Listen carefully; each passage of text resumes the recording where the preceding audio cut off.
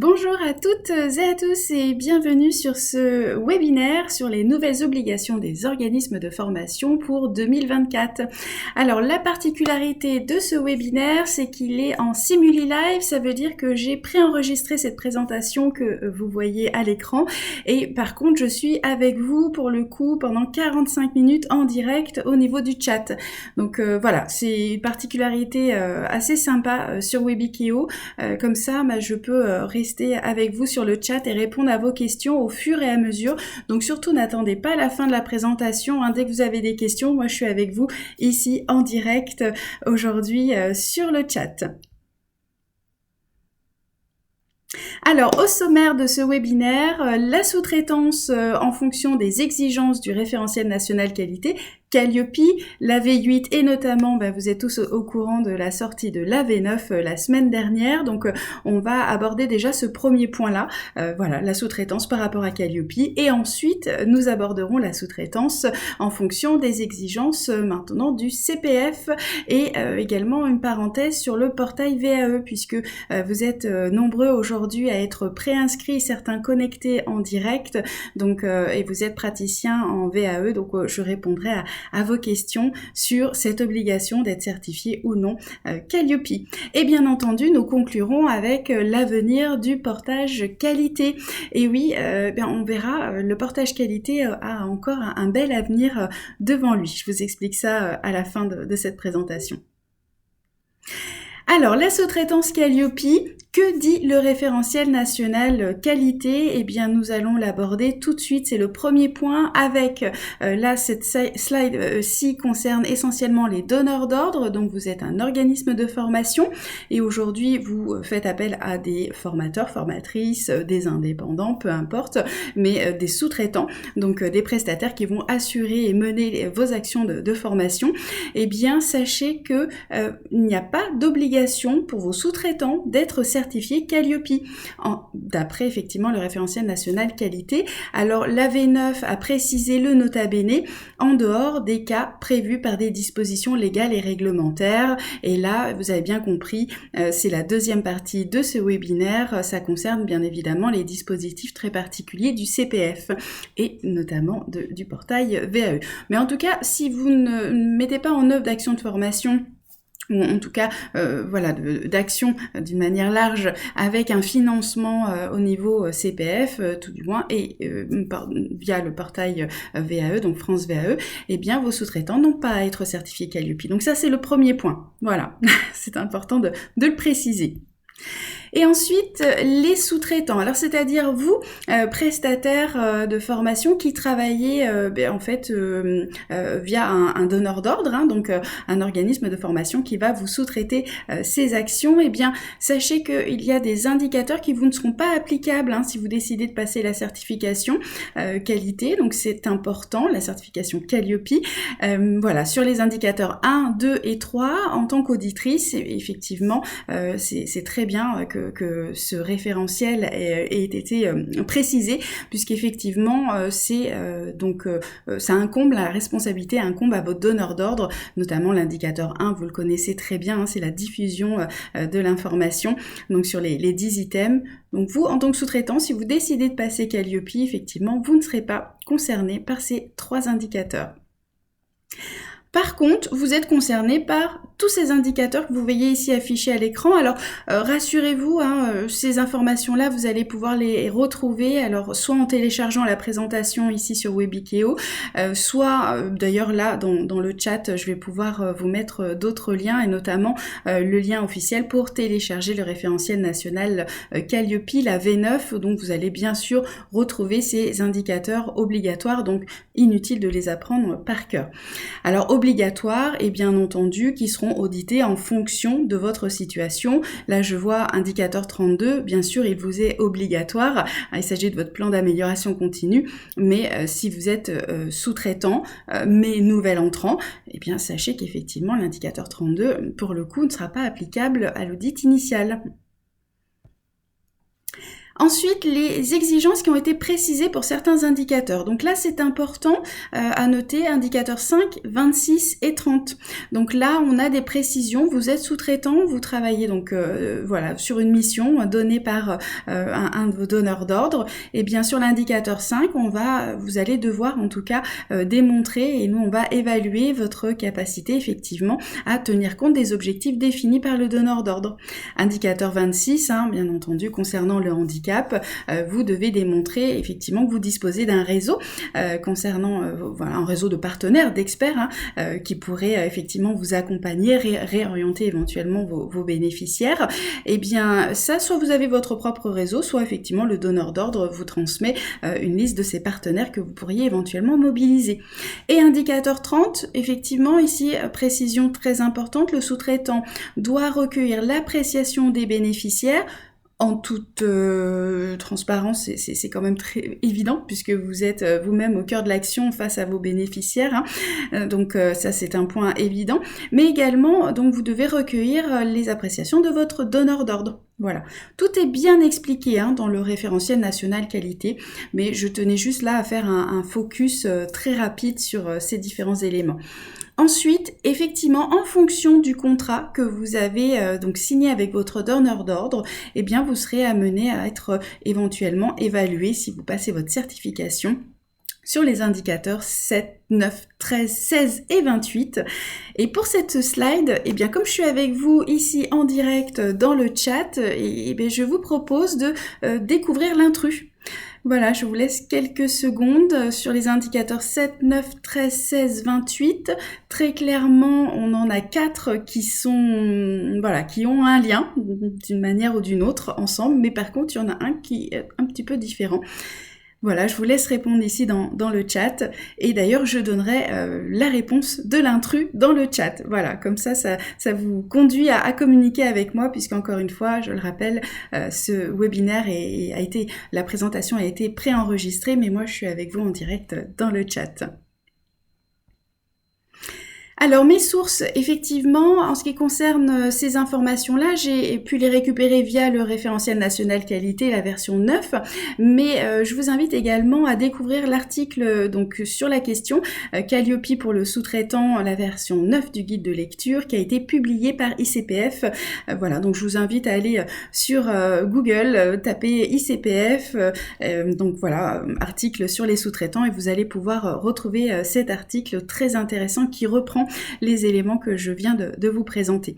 D'ailleurs, j'en profite également pour vous informer que jeudi, voilà, c'est vraiment une semaine webinaire pour moi. Jeudi, je suis en webinaire avec ICPF sur comment passer sa certification, comment assurer l'extension de mon certificat Calliope. Et oui, parce que pour le coup, on verra plus loin, si vous êtes concerné, peut-être que vous êtes aujourd'hui certifié action de formation, mais voilà, peut-être parce que vous souhaitez être présent sur le portail VAE, eh bien vous allez devoir passer cette extension de certification, donc passer Calliope sur la catégorie d'action VAE. Eh bien jeudi, je vous explique effectivement comment on fait quand on a déjà Calliope mais qu'on a besoin d'être évalué sur une nouvelle catégorie. Alors en conclusion de cette première partie, vous l'avez compris, il y a une suite quand même, c'est qu'effectivement les organismes de formation intervenant dans le cadre de la formation hors CPF, et donc hors portail France VAE, eh bien ils ne sont pas soumis à l'obligation de détenir cette certification Calliope, ni au titre du décret, ni sur les fondements d'un autre texte. Alors je rappelle, ce webinaire a été donc préparé avec la collaboration de maître Claudia Romatier. Donc de la même façon, je pourrais vous transmettre ses coordonnées. Donc c'est notre avocate et qui a pris le temps effectivement de vérifier ces informations. Donc voilà, sachez qu'effectivement aucune obligation au regard en tout cas des exigences du certificat Calliope, enfin, en tout cas du référentiel national qualité Calliope, sauf disposition voilà autre. Et vous l'avez compris.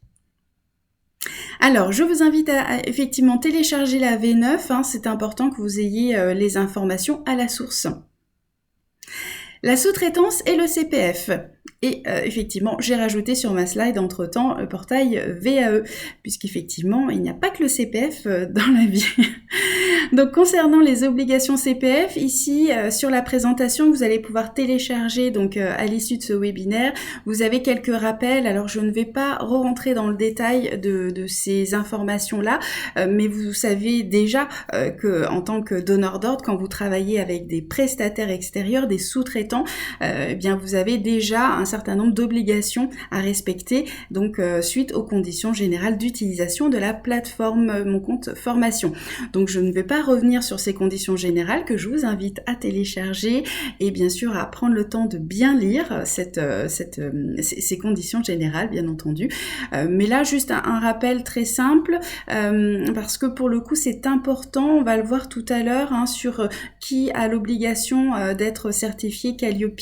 Et donc, vous avez vu sur les réseaux, hein, voilà, vous savez qu'effectivement, suivant le statut, on n'a pas d'obligation d'être certifié Calliope quand on intervient en tant que prestataire, en tant que sous-traitant pour un donneur d'ordre présent sur le CPF. Néanmoins, je vous le présente tout de suite, c'est important. Néanmoins, vous voyez bien ici, alors bien sûr, votre prestataire, vous devez assurer la qualité de ses prestations, hein, de par ses titres, éventuellement ses diplômes, mais là, on retourne sur ce qui est exigé par la certification Calliope, hein, indicateur 17 et 21.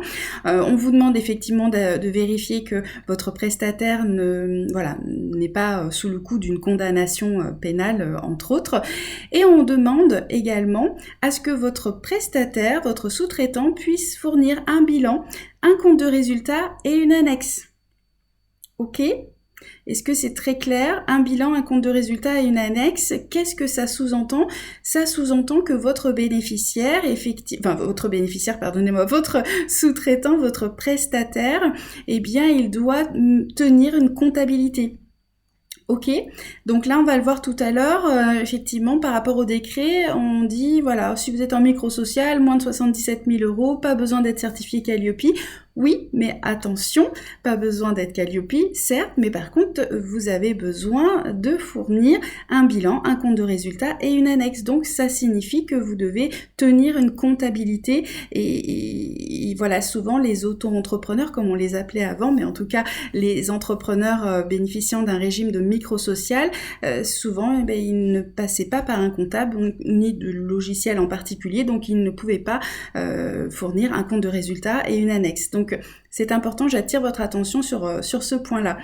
Et bien entendu, là, un rappel, hein, votre prestataire, il doit être en mesure chaque année de fournir un document qui retrace l'emploi des sommes perçues.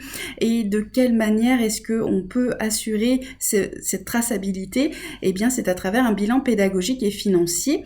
Et là, un bilan pédagogique et financier, je crois que ça vous rappelle quelque chose. Voilà, BPF, ça vous parle? Donc voilà, j'en parlais encore la semaine dernière. Oui, mais est-ce que le prestataire, le sous-traitant, il doit avoir son NDA ou pas? Ben là, j'ai envie de dire, en tout cas, ça me paraît plus qu'évident, puisque c'est en ayant son numéro de déclaration d'activité qu'il sera en mesure de se connecter sur mon activité de formation, hein, la plateforme MAF, et effectuer annuellement son bilan pédagogique et financier, et il pourra donc vous le retransmettre, vous en tant que donneur d'ordre, pour vérifier effectivement ces informations. Voilà, donc un petit rappel, mais qui me semblait assez important de préciser. Voilà, là c'est la suite effectivement des points phares, hein, des obligations au niveau du CPF quand on est un donneur d'ordre et qu'on travaille avec des sous-traitants. Mais là, vous connaissez effectivement ce point-là, hein, c'est très clairement les conditions générales d'utilisation, le service dématérialisé, il faut être en accord avec effectivement leurs conditions d'utilisation. Alors la certification Calliope, je le disais tout à l'heure, mais vous l'avez vu également au niveau des différents réseaux sociaux, hein, voilà, on communique beaucoup à ce sujet-là.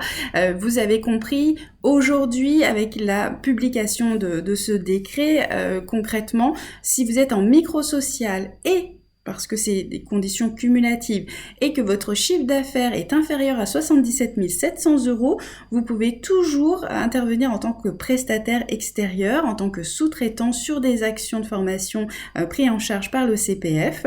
Donc voilà, mais sous-entendu, et je ne vais pas revenir sur la slide précédente, mais vous l'avez bien compris, ça veut dire que vous avez également une comptabilité, que vous avez un NDA et que vous êtes en mesure de fournir tous les documents qui est donc demandé à votre donneur d'ordre. 80%. Alors qu'est-ce que c'est que ce chiffre? Eh bien c'est celui qu'on attendait, parce qu'effectivement avec la publication du décret, ça c'était le point 1, bon ça on savait que ça allait arriver, mais c'était ce fameux pourcentage, les 80%.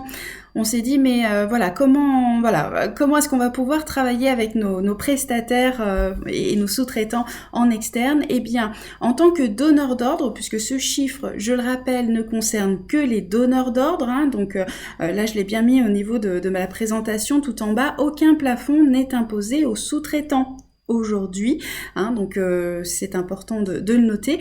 Par contre, vous, organisme de formation, donneur d'ordre, vous avez l'obligation de mener au sein de votre organisme de formation au minima 20% du chiffre d'affaires généré par le CPF. Donc voilà, vous ne pouvez sous-traiter que 80% de votre chiffre d'affaires issu de la plateforme du CPF. Donc voilà, c'est très important de bien comprendre effectivement à quoi correspond ce chiffre. Donc 80% de sous-traitance donc à des prestataires sous-traitants en externe. Votre organisme, lui, doit bien sûr rester un organisme de formation et donc mener en direct au minima 20%. Et 20%, j'entends bien, c'est 20% du chiffre d'affaires total généré via le CPF. Ça n'inclut pas votre autres sources de chiffre d'affaires. Alors j'espère que c'est clair pour vous, mais je vous le rappelle, aujourd'hui je suis en direct dans le chat, donc posez toutes vos questions, donneurs d'ordre, éventuellement professionnels aujourd'hui en sous-traitance, je suis là pour répondre à vos questions au fil de l'eau, donc n'attendez pas la fin de la présentation, je suis là pour vous, profitez de ce temps, on est ensemble pendant 45 minutes, donc je suis 100% disponible pour répondre à vos questions.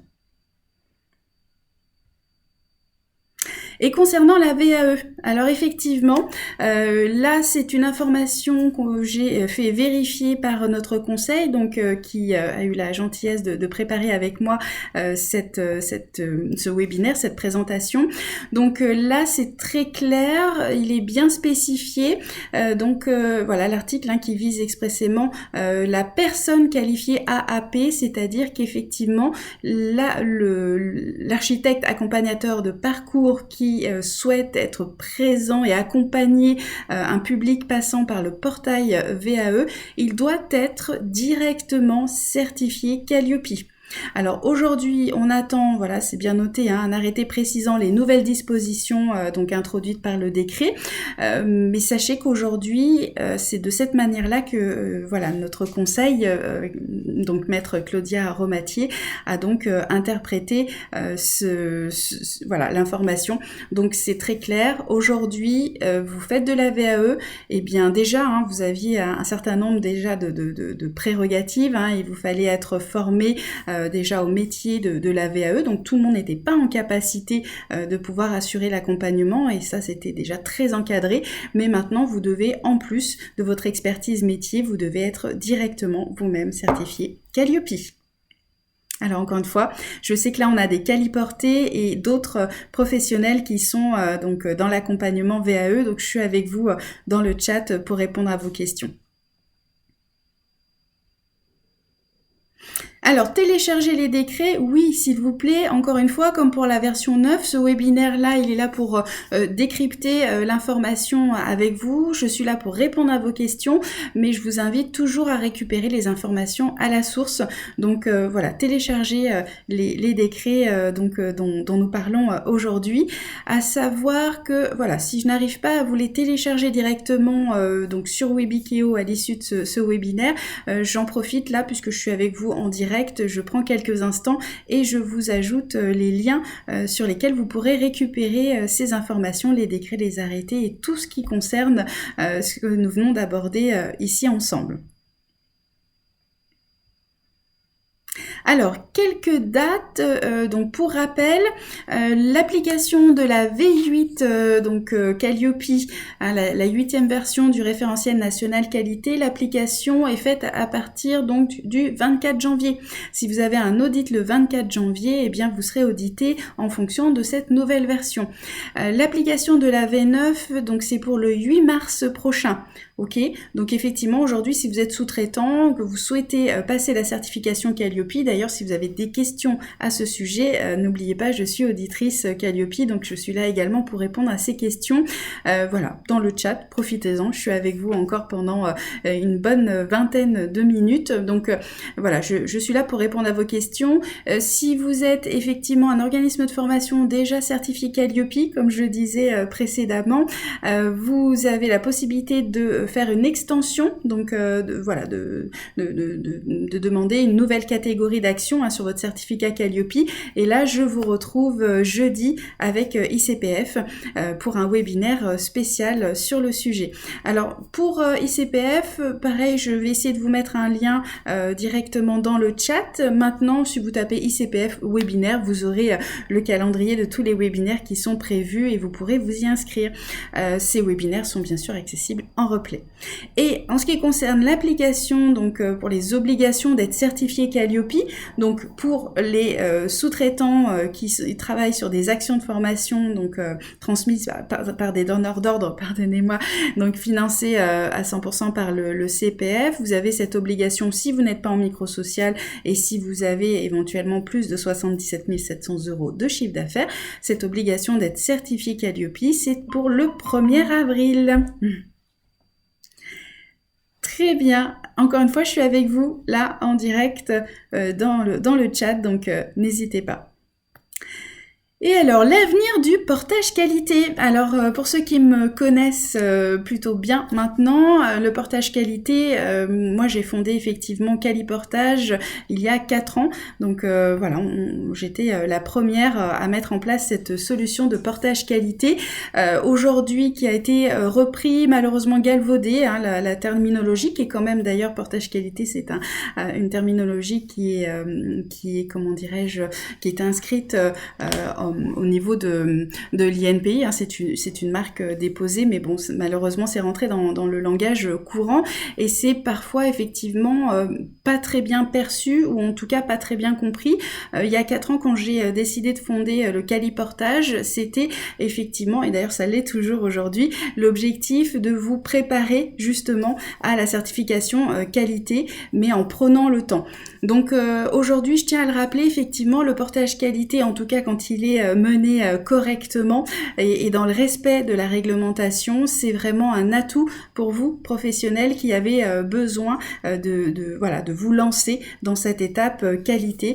C'est pas dans notre ADN, hein. Moi ça fait plus de 20 ans que je suis dans la formation continue et je peux vous dire que je n'ai jamais été formée à la qualité dans mes premières années où j'ai commencé à travailler aussi bien dans l'enseignement bien entendu que dans la formation continue. Donc pour nous qui sommes dans le métier depuis des années, c'est vraiment quelque chose qu'il faut appréhender, il faut monter en compétence au niveau de la qualité, donc les choses doivent se faire progressivement pour que ça puisse fonctionner sur du long terme.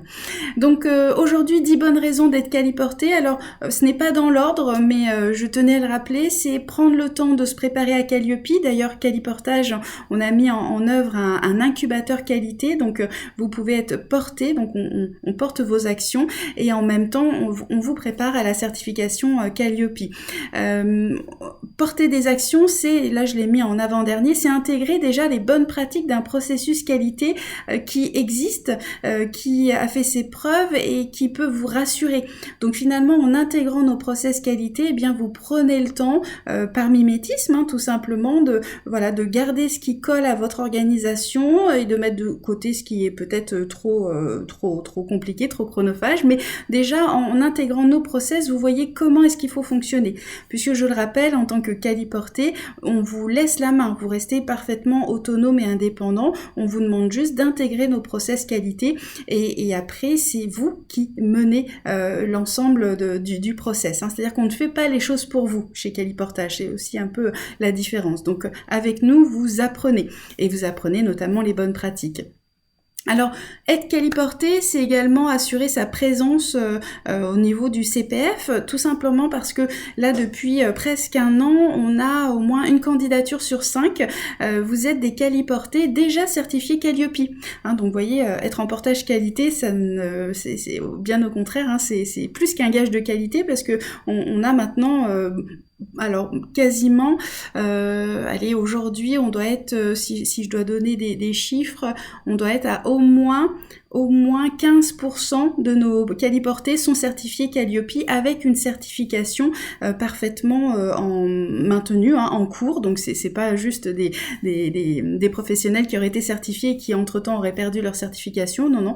Et ce pourcentage est en train d'augmenter de plus en plus. Donc pourquoi ? Parce qu'effectivement, certains d'entre vous, en fait, vous êtes certifiés Calliope, mais vous n'arrivez pas encore à accéder à la plateforme CPF. Alors non pas parce que vous êtes des mauvais professionnels, mais c'est tout simplement parce que c'est une charge administrative très chronophage et pour certains, vous êtes en phase de commercialisation, d'animation de vos actions de formation et pour le coup, vous n'avez pas forcément le temps de gérer cette partie administrative. Donc on a des qualiportés qui, en attendant de transmettre tous les documents et que ça soit conforme en direct pour eux, eh bien ils passent par le qualiportage. Donc voilà, c'est une information importante à savoir. Bien entendu, une autre bonne raison d'être qualiporté, bien si vous êtes aujourd'hui un professionnel en micro-social avec un chiffre d'affaires inférieur à 77 700 euros, eh bien vous pouvez être qualiporté. À savoir que Qualiportage, c'est effectivement un organisme de formation, donc on mène déjà plus de 20% de nos actions prises en charge par le CPF, on les mène déjà en interne. Donc voilà, nous on n'est pas du tout concernés ni bloqués par cette problématique des fameux 80%. Pour les actions hors CPF et hors France VAE, donc clairement pour tous ceux qui proposent des actions de formation peut-être pris en charge par un OPCO, une OPCO, voilà, par un autre dispositif, c'est possible. D'ailleurs, je tiens à le préciser, le portage qualité, ce n'est pas uniquement pour accéder aux fonds publics. Je le rappelle, c'est aussi se préparer à la certification Calliope. Donc aujourd'hui, on a des qualiportés qui ne font pas du tout fonctionner ni les OPCO, ni le CPF, voilà, mais qui sont tout simplement aujourd'hui qualiportés pour pouvoir être encadrés et déjà intégrer ce fameux process qualité qu'ils mettront après eux-mêmes en œuvre si besoin est à l'avenir en direct dans leur organisation. Donc c'est important que vous le notiez. De la même façon, une très bonne raison pour être qualiporté aujourd'hui, c'est tester son business quand on vient juste de créer son organisme de formation. Et puis pour ceux qui sont déjà dans la formation depuis un certain temps, c'est également développer son activité. Voilà, on peut être dans la formation depuis plusieurs années, mais avec peut-être l'objectif de développer une nouvelle action de formation et vous avez besoin de la tester avant de voir si effectivement ça va bien fonctionner. Eh bien, vous pouvez intégrer le qualiportage pour ça. Voilà, bien sûr je terminerai par le dernier point, the last but not the least, être accompagné par une auditrice Calliope. Alors effectivement, sachez que voilà, moi je suis auditrice déjà depuis un certain temps maintenant, 20 ans d'expérience dans la formation continue, donc je maîtrise plutôt bien cet écosystème-là. Donc voilà, intégrer notamment le qualiportage, bien c'est vous assurer d'un gage de qualité et de respect de la réglementation et de la législation, parce qu'effectivement, c'est les maîtres mots aujourd'hui de nos métiers, donc c'est un élément qui me semble important. Voilà, n'oubliez pas, je parle beaucoup, mais je suis avec vous en direct dans le chat, je suis là pour répondre à toutes vos questions, n'oubliez pas, voilà. Alors, je vous ai mis ici mon adresse de contact, donc contact.caliportage.com, mais bien entendu, pour ceux qui me suivent déjà, vous allez pouvoir me retrouver sur LinkedIn. Voilà, d'ailleurs, je réponds beaucoup plus facilement sur voilà, vos messages LinkedIn. Surtout, vous allez pouvoir suivre mes posts et suivre l'actualité qui concerne notre métier. Donc voilà, on attend du nouveau, notamment par rapport à la VAE, avec quelques précisions. Donc vous pourrez voilà, avoir toutes ces informations là en direct, voilà, en me suivant sur LinkedIn. Et je vous remercie beaucoup pour votre attention. Cette présentation est pas très très longue, mais comme ça, moi, ça me permet d'être avec vous pendant les 10 minutes qui va nous rester ensemble directement sur le chat. Voilà, je vous remercie beaucoup pour votre attention et je vous dis à très bientôt.